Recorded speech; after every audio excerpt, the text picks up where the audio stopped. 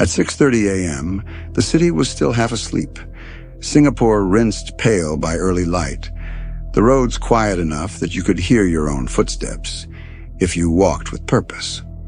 A patrol car rolled up near the Marina South bus stop, lights flashing without siren.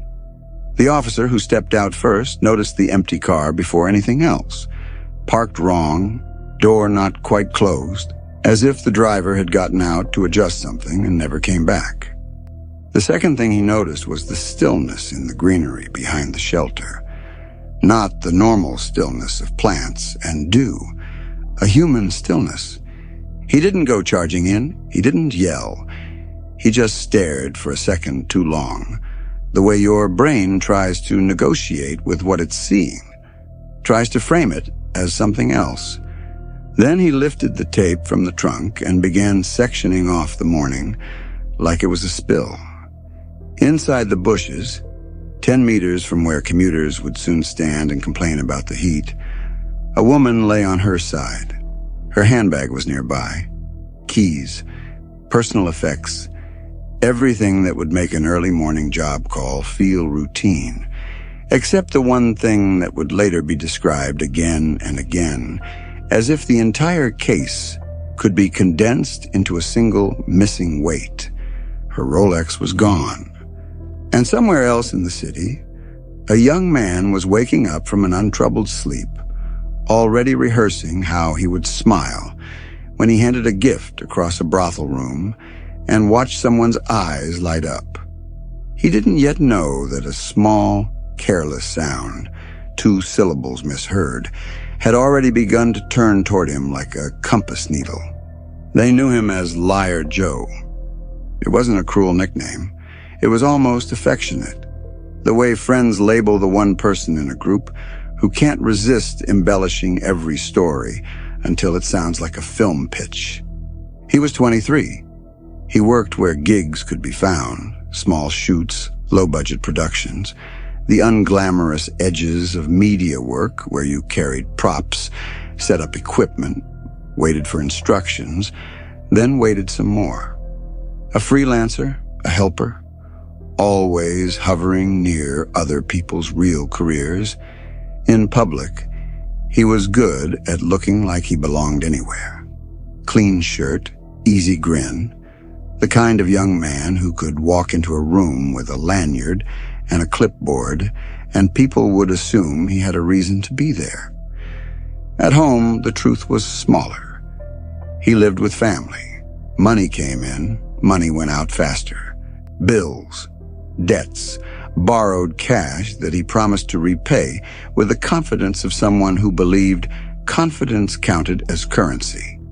And underneath all of that was the habit he never spoke about like a habit, because calling it that would make it sound ugly. Geylang. Lorong after lorong, neon narrow streets, the humid pulse of late-night commerce, places where a man could buy an hour of attention and walk out feeling briefly visible. He went often. Too often, he spent what he earned. Then he spent what he didn't. It wasn't only sex. That was the mistake people made when they tried to summarize him. He liked hookers. That phrase made it sound like a preference, like a pastime. For him, it was something closer to a hunger that kept returning, even after he'd fed it. He told himself it was stress, loneliness, a reward for working hard. But the pattern was always the same. He'd swear quietly that he'd slow down, and then he'd find himself back there, stepping into rooms where the air smelled of perfume and disinfectant and a kind of practiced patience. That's where he met Saifon Ngamu, Thai, older than him by 8 years, with the calm eyes of someone who'd learned how to survive men's moods without letting those moods touch her centers. At first, she was just a regular booking. Then she became the booking. Then she became, in his mind, a girlfriend. That word mattered to him. It had shape. It had status. It made his life sound less like a series of transactions and more like a story with meaning. He called her Ling. The nickname felt intimate on his tongue. He started bringing small things, food, little gifts, small gestures meant to look like love. He began paying for her in ways that weren't just the hourly rate, sending money to her child in Thailand, putting aside cash he couldn't afford, behaving like a man proving he was different from the others. And Saifan, for her part, did something that sealed his fantasy even tighter. She loaned him money when he was in trouble. A significant amount. Not out of romance, she wasn't naive, but out of a complicated mixture of practicality, pity, and the simple reality that people in that world sometimes become each other's only consistent source of help. To Jonaris, it felt like devotion. He mistook mercy for belonging. That mistake would cost someone else their life. A Rolex is an odd object to fixate on. It's just metal and gears, a small machine you strap to skin. But in the right context, it becomes a symbol. And symbols are dangerous because they swallow everything around them: logic, morality, consequence, until the symbol feels bigger than the world. Saifan mentioned, casually, that she used to have one. A Rolex given by an ex-husband. She'd pawned it years earlier after the divorce. She spoke of it the way people speak of a past version of themselves. The person who once wore nice things. The person who once had options. She didn't demand Jonaris replace it. She didn't even ask. It was just talk. Something that came out in the soft hours after intimacy, when the brain drifts and admits what it misses. But Jonaris heard it differently. He heard, "This is what would make her happy." He heard, "This is what would prove me." And once that idea formed, it didn't sit quietly in his mind. It moved. It grew. He started noticing watches everywhere. He'd see one on a wrist in a shopping mall and feel a jolt of envy, like a physical sensation. He'd watch someone adjust their sleeve and think about how easily a clasp could be snapped open.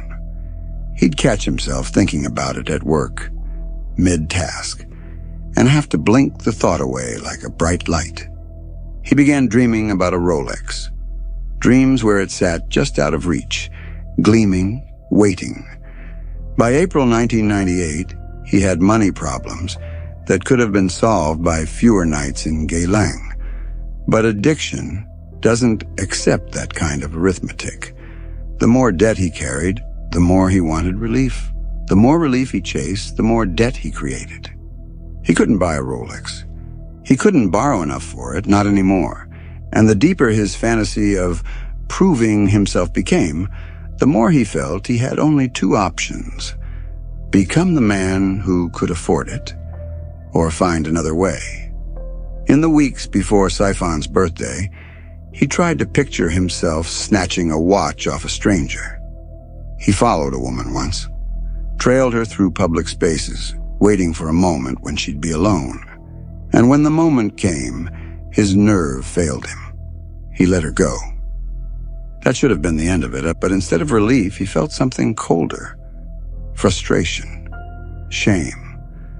A sense that he'd missed his chance to become the version of himself he wanted her to believe in. So he started looking for a situation where the risk felt smaller.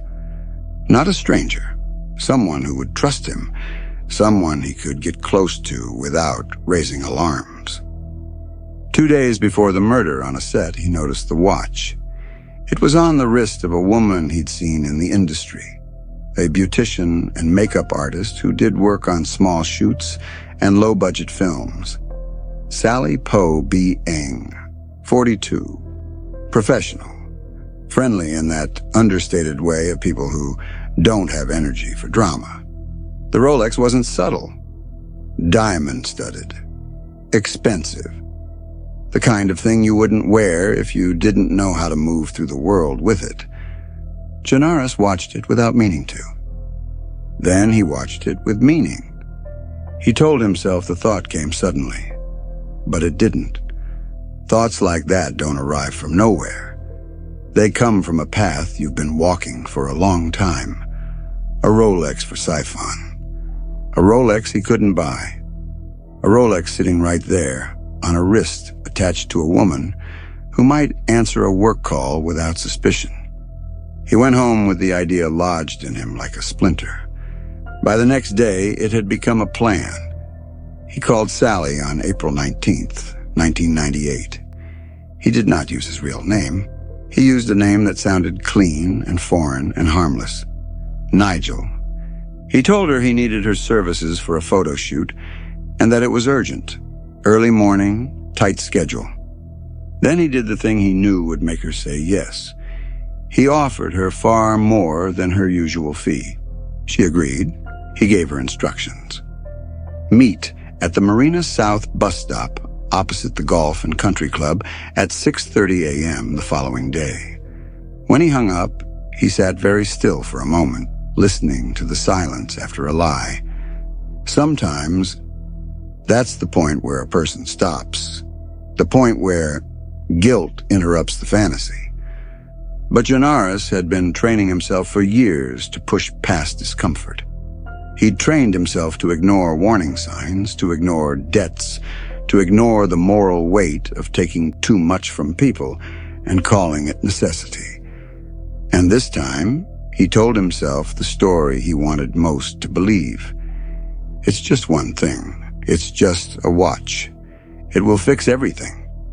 He gathered what he needed, a hammer, a blade, tools that belonged to a world far from his normal one, far from sets and props and camera equipment. He went to bed, and in the dark, he imagined Siphon's face when she saw it. He imagined the click of a clasp. He imagined the moment she would finally look at him, like he mattered. Dawn came thin and gray. Sally Poh drove to the meeting point and waited in her car, the engine idling. She was doing what she'd done countless times before, showing up early for work because being reliable was the whole point of being hired again. Janaris arrived on foot. He approached her window with the posture of someone who belonged there. He told her, casually, that the crew would arrive soon. He didn't rush. He didn't look frantic. He stood with her like a colleague. That was his gift. He could perform normal. Sally parked and stepped out, and they waited near the bus stop shelter together. If she felt uneasy, she didn't show it. Or perhaps she felt only the small unease people feel when waiting for late clients. Annoyance, not fear. Janaris stood behind her at some point, close enough that if she turned, she might have brushed his shoulder. He later described being afraid she'd report him. He later described feeling as if he'd already come too far to turn back. Those phrases matter because they reveal the engine inside him. Not love, not desperation, but a kind of moral inertia. Once he'd set himself in motion, he couldn't bear the humiliation of stopping. He lifted the hammer.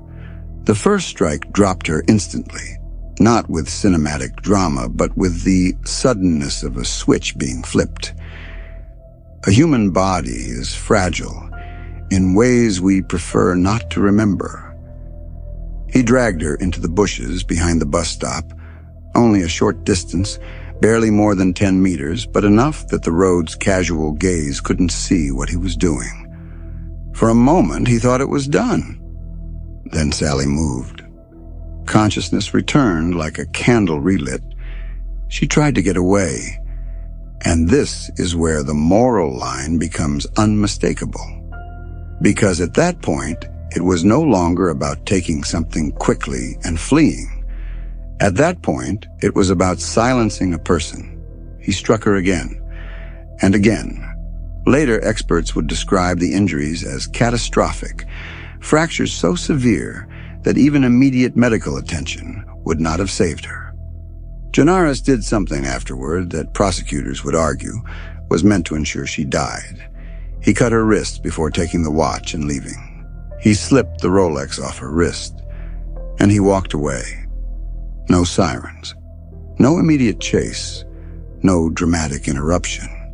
Just the early morning air, the faint noise of a city beginning its day, and a man carrying a small, gleaming object that made him feel, briefly, like he'd solved the problem of himself.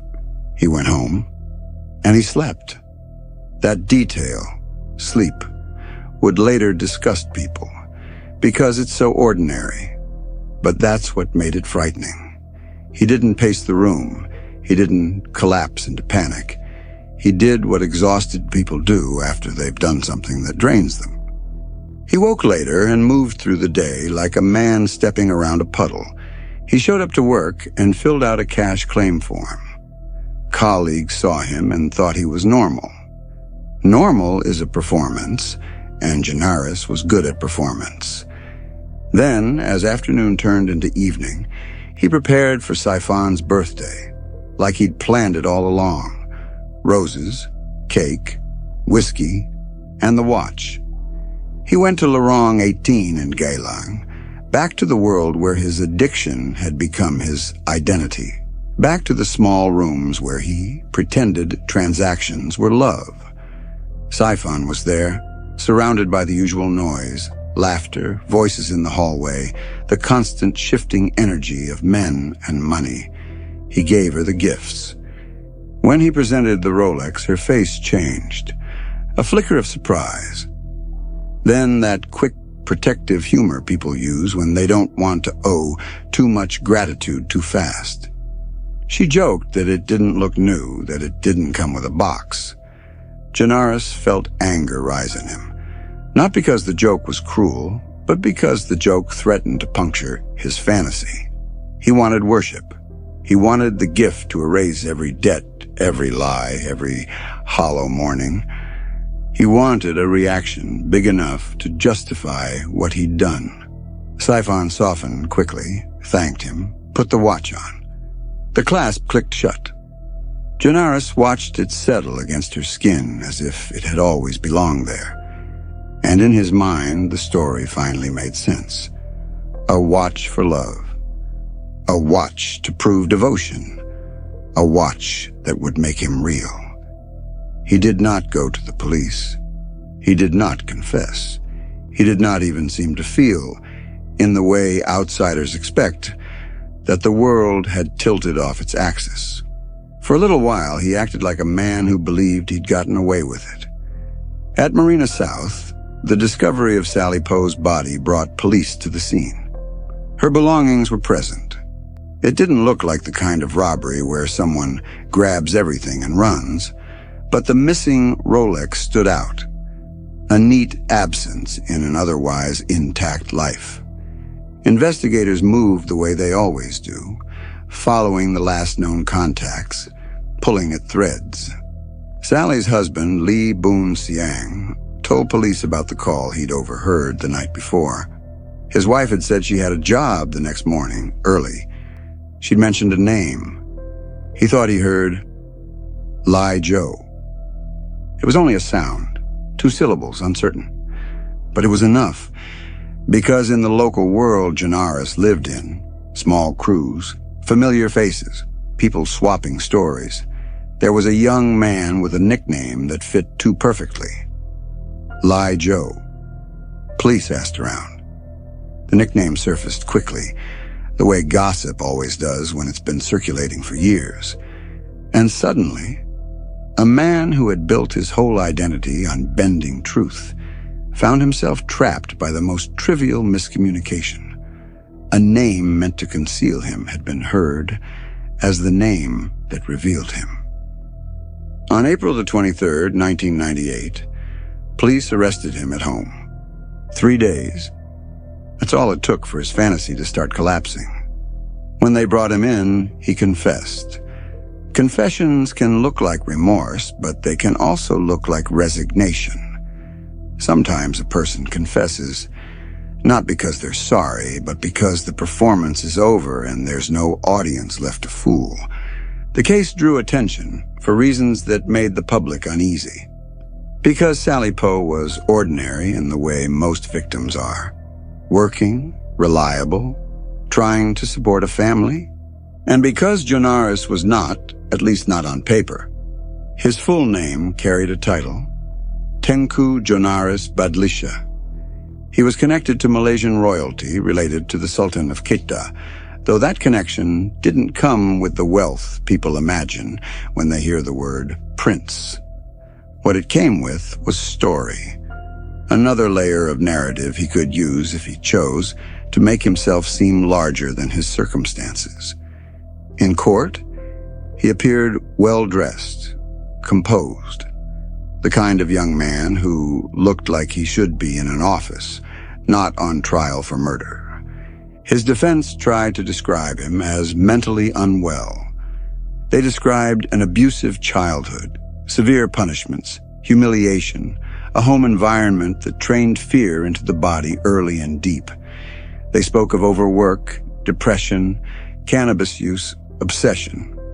Jonaris himself described the killing as surreal, as if he couldn't hear the victim's pleas. It was an attempt to create distance between the man in the dock and the man in the bushes, but the prosecution's version was simpler, and therefore harder to escape. He had planned it. He had used a false name to lure Sally Poh to a specific place at a specific time. He had brought the weapons. He had attacked from behind. He had taken the watch. He had gone on with his day. And after obtaining the Rolex, he had delivered it as a birthday gift to a woman working in a brothel.